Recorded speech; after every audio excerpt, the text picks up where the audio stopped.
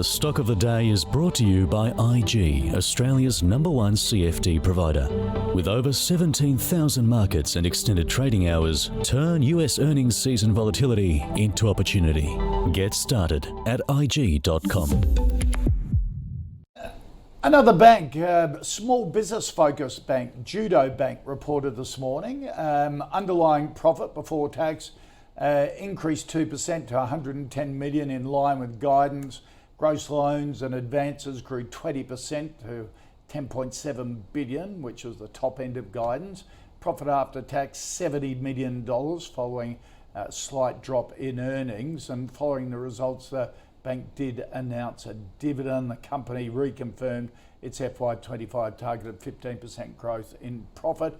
Did make a comment, because they specialise in the small business market, that small business borrowers were hurting at the moment from lack of demand from a slowing economy.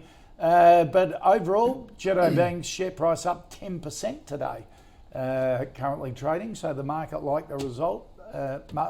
Mark, what did you think of the result? Yeah, I've been a fan of this company for a long time, and I just think it's just so difficult to get growth in the banking sector here, realistically. So you've got your incumbent Big Four, yep. And then Macquarie Bank's not, it's not your traditional bank. So, and they manage capital really well, these guys. So, I mean, even though their non-performing loans rose to 2.3, which was nearly sort of double the previous year. Their cycle assumptions were 3.3 or above, so that's, I mean, it's still well below where, what they're budgeting for, because obviously they're aware that business loans are Yep. a little bit more risky, but their NIM is their NIM's higher than all of the other, the Big Four banks, and has been for quite some time. 2.2 or something? No, I think 2.9. 2.9. So yeah, look, I mean, this will be, I would have thought this is the sort of thing that if we do get softening in the economy and weakness in the economy and the market, this is probably a good one to be buying the dip on into the next cycle, because if you've got a growth cycle in the economy, and we've been, since these guys listed, we've been very up and down, back and forth, higher interest rates for the first time in a long time. And they've still managed capital very well, so this would be the sort of thing I think will probably double or triple in price over the course of a good cycle. And they're they're 10.7 billion loans now. I think we've been watching this pretty closely since inception. They've ticked every target they've set. They've ticked the box. Yep. So, and I find it hilarious that NAB, which is coming up, sort of started to go back into that small medium enterprise. I mean, these guys got a banking license because the Big Four didn't want a bar of it, and now they've realised, if you just do your job properly, there's money in it. So but I think that it's really low cost. There's no branches. It's neobank. It's all online, and they're managing their capital via I think one of the things as well, they had a TFF facility from the RBA, which they're unwinding, which has sort of hurt them a little bit. That will come off the books H2 in 25 and have no further impact. So that'll actually help increase their NIM again. So I don't think I'd be necessarily buying here at the moment. I think we've probably got a softening in the economy coming at some stage. If the US is looking at softening, we're usually about 6 to 9 months behind. But you'd certainly be buying dips in this overall, because I think it's probably a really good long. So if you're in it, hold it. Oh, absolutely. If you're in it, hold it. It's sort of, with our clients, it's personal preference, because we bought quite low at around about 90, and we sold them I think somewhere in the high 120s or something like that. But some people really wanted to keep it for a long-term holding, so yeah, we've had it in the portfolios for quite some time. Okay, all right, Mark Moreland. A couple of years. It's only got 2 years listed history, so there's not enough data yet. But I had a look at their report, and I agree with the other Mark that they have ticked all the boxes, and it is progressing very, very well. So all the aspects of the business are growing nicely. It was on a P of about 18 before the 10% up today, so it's even more expensive.